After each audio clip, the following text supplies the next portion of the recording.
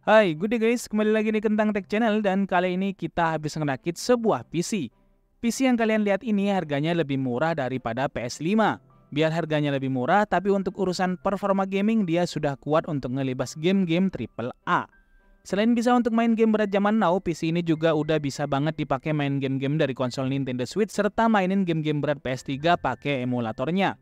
So, kalian penasaran dengan apa aja spesifikasinya serta gimanakah performanya?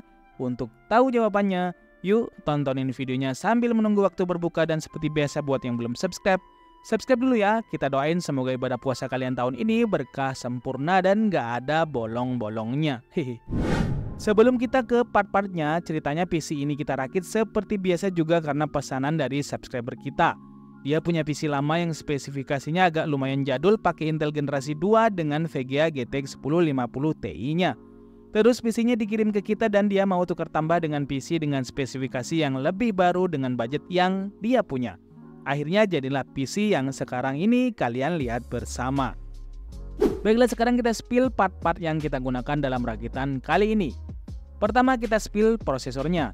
Untuk prosesor di sini kita pakai Intel generasi 10 dan ini adalah Intel Core i3 10105F. Prosesor ini masih sangat worth it untuk dipakai sekarang. Selain harganya juga terjangkau di kisaran 1 jutaan, prosesor ini juga udah dibekali core sejumlah 4 core dengan tambahan 8 thread. Base frekuensinya lumayan kenceng di 3,7 GHz dengan maksimum boost di 4,4 GHz. Untuk urusan konsumsi daya juga nggak perlu khawatir karena TDP prosesor ini mainstream layaknya prosesor standar lain di kelasnya yaitu sebesar 45 watt. Untuk kebutuhan gaming kekinian, prosesor dengan 4 core dan 8 thread seperti ini udah cukup untuk sebuah PC kelas menengah. Selain itu, untuk dipakai main game-game emulator Android, Nintendo Switch, dan PS3 serta Xbox 360 juga masih termasuk lumayan kuat. Kita akan buktiin nanti di pas pengujiannya. Selanjutnya untuk motherboard di sini biar tetap murah kita pakai Mobo dengan chipset H410 dan ini adalah Gigabyte H410. Mobo basic dengan dual slot RAM begini sebenarnya udah termasuk cukup untuk kita yang mau ngerakit PC gaming kelas menengah. Apalagi fitur-fitur standarnya juga udah bisa mengcover kebutuhan kita nanti saat ngerakit PC-nya. Mobo seperti ini di marketplace itu bisa kita dapat di kisaran harga 950 ribuan. Untuk RAM nggak muluk-muluk, di sini kita pakai RAM HyperX Fury DDR4 16GB dengan rincian 8GB x 2 keping. Jadi RAM-nya nanti akan berjalan dengan mekanisme dual channel. Selain secara estetik terlihat lebih keren, pemasangan RAM dengan dual channel akan lebih membuat performa gaming menjadi lebih stabil. Harganya sendiri RAM seperti ini bisa kita beli di marketplace di kisaran harga 700 ribuan. Kemudian untuk VGA-nya, di sini kita pakai VGA Gigabyte GTX 1660 Super OC version dengan spesifikasi 6GB GDDR6 192 bit. Sebagai informasi buat kalian, awal bulan kemarin secara resmi Nvidia mengumumkan nggak lagi akan merilis versi GTX dari VGA-nya. Jadi ke depan nanti kita nggak akan nemuin ada VGA GTX series baru lagi yang dirilis oleh Nvidia. Biar begitu nggak bisa dipungkiri kalau GTX 1660S adalah salah satu versi GTX terlaris yang pernah dirilis oleh Nvidia. VGA ini sendiri kalau kalian cari barunya di marketplace dia dijual di kisaran harga kurang lebih 3 jutaan. Tapi kalau kalian pintar-pintar mencari, kalian bisa dapat VGA ini yang ngejual di kisaran harga 1,8 hingga 2 jutaan dengan kondisi second tapi like new dan garansi masih on. Selanjutnya untuk storage di sini kita pakai SSD SATA dari Phenom RX sebesar 512GB. Penggunaan SSD SATA ini juga untuk ngepres budget karena usernya masih pengen nganggarkan budgetnya untuk pakai liquid cooler sama rakitan PC-nya ini. SSD ini sendiri bisa kita dapat di marketplace di kisaran harga 450 ribuan. Selanjutnya untuk PSU di sini kita pakai PSU FSP Hexa 500 watt. Di marketplace PSU ini bisa kita dapat di kisaran harga 500 ribuan. Cuma kalau kalian pengen pakai PSU kekinian, saya bisa merekomendasikan PSU Deepcool PF 500 watt atau Be Quiet 500 watt. Spesifikasi PC rakitan yang kita build kali ini sebenarnya pakai PSU 450 watt udah cukup. Tapi biar lebih amannya kita kasih yang lebih gedean aja yaitu sebesar 500 watt. Kemudian untuk casing di sini kita pakai casing Phenom RX Ura. Casing yang support dengan motherboard MATX ini udah include 3 buah fan RGB pada bawaannya. Selain itu ukurannya yang padat dan compact juga lumayan banyak yang suka. Harganya sendiri di marketplace kita bisa dapat casing ini dijual di kisaran harga 450 ribuan. Terakhir di sini adalah liquid cooler Polar Ice Flow 120 dari NYK. Di sini pemilik PC-nya pengen PC-nya ini dipakein liquid cooler. Selain biar lebih rapi, dipasangin liquid cooler bakal bikin PC-nya jadi lebih ganteng dan keren. Liquid cooler ini sendiri kita bisa beli di marketplace dengan harga di kisaran 500 ribuan. Oke, semua part udah kita spill, sekarang kita rakit PC-nya.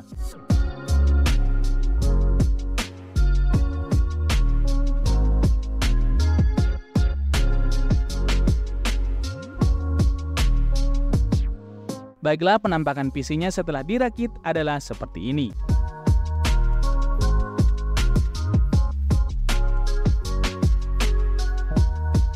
Bagaimana dengan perkiraan total budgetnya? Langsung aja kita spill juga. Ini adalah perkiraan budget yang dihabisin dengan melihat harga rata-rata yang ada di marketplace. Total perkiraan budget PC kita kali ini dengan rata-rata harga yang kita ambil di marketplace adalah sebesar Rp6.670.000. Selanjutnya kita langsung ke pengujiannya.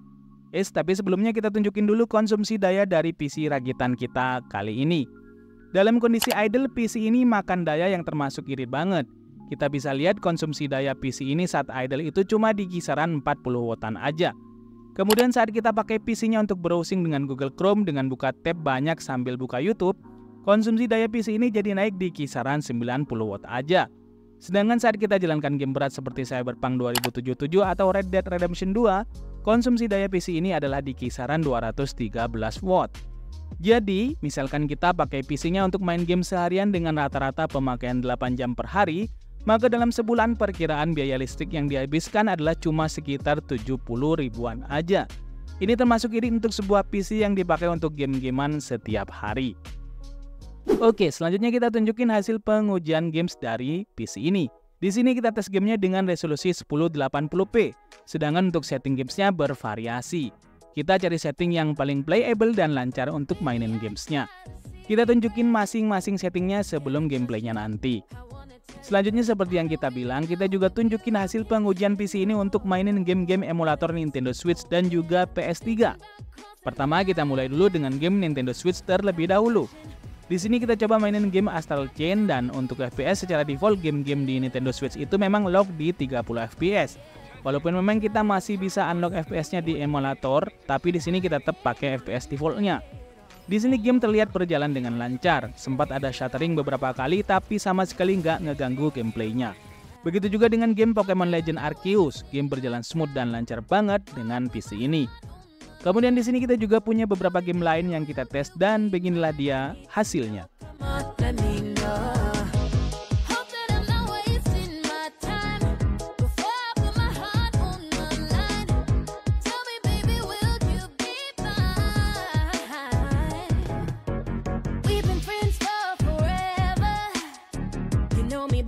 Lantas di sini kita tes pula main game PS3 dengan emulator RC PS3.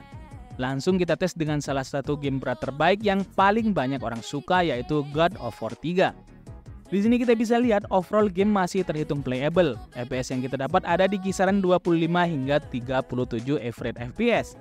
Pada beberapa skin memang ada drop FPS, tapi untuk kalian tahu game God of War di emulator RC PS3 itu adalah salah satu game berat yang sebenarnya untuk bisa tembus 60 FPS, kalian butuh PC dengan spesifikasi yang lumayan tinggi.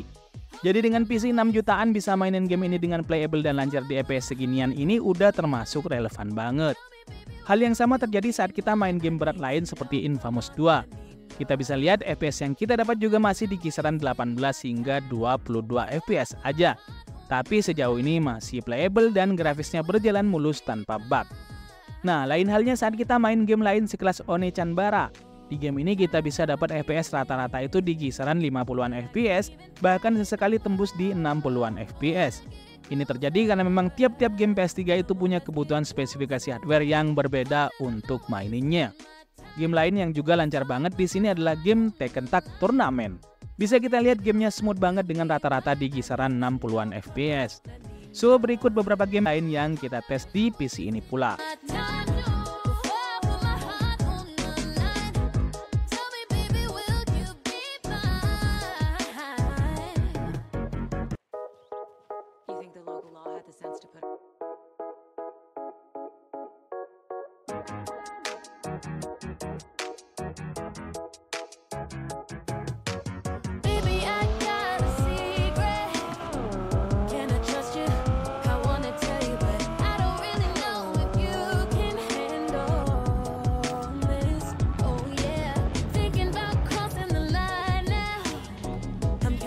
rushing, look at me blushing, boy. How can I get to know you better? Oh yeah, try to hide this feeling, but I can't even play it off no more. I wanna get closer, I wanna get closer now. Hope that I'm not wasting my time.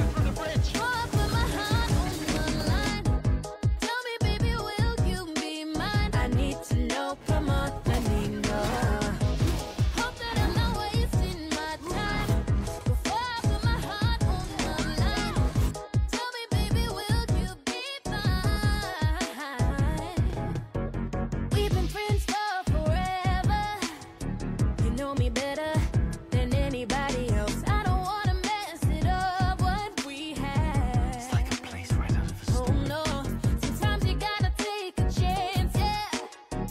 When you find it, you gotta grab it. So come on, baby, get to know me better. Oh, try to hide this feeling, but I can't even play it off no more. I wanna get closer, so come on, get closer. Hope that I'm not wasting my time. Before I put my heart on the line. Tell me, baby, will you be mine? I need to know, come on, let me know. Hope that I'm not wasting my time. Before I put my heart on the line. Tell me, baby, will you be mine? Jadi untuk urusan performa gaming, kalian bisa lihat sendiri, PC ini bisa banget dipakai main game-game AAA.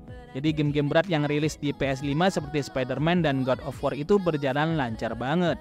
Kemudian selanjutnya untuk urusan suhu juga sangat aman banget. Saat main game berat, suhu maksimal prosesornya itu cuma sampai di 60 derajat Celcius aja. Sedangkan untuk suhu VGA juga termasuk aman banget dengan suhu maksimal di kisaran 77 derajat Celcius aja. So, gimana nih pendapat kalian tentang PC rakitan kita kali ini? Tuliskan semua pendapat kalian di kolom komentar.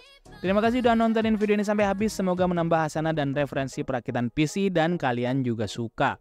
Sekian video kita kali ini. See you in the next video. Adios dan jangan lupa semangat setiap hari.